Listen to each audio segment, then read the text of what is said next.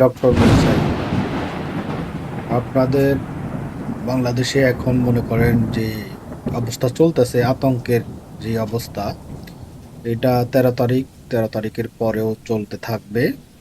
আমি আমার থার্মোমিটার দিয়ে চেক করে দেখেছি, পাবলিকের প্রেশার অনেক বেড়ে গিয়েছে, আতঙ্কে কারো কারো শ্বাস প্রশ্বাস বেড়ে গিয়েছে।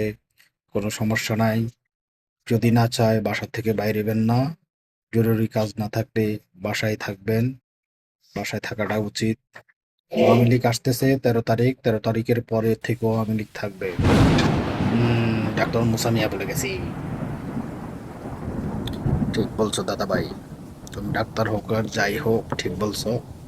মানুষের মনে যেভাবে আতঙ্ক ছড়াই দিছে না, এটার জন্য দইরা দইরা যদি কালকে সবাই না ফিরে, মানে 13 তারিখে সবাই না ফিরে, হম কি যে কষ্ট পামু। সবটি খালি দইরা দইরা রোস্টের মতন পিটানোর দরকার। তোমরা তো আইন হাতে নেওয়ার মতোই।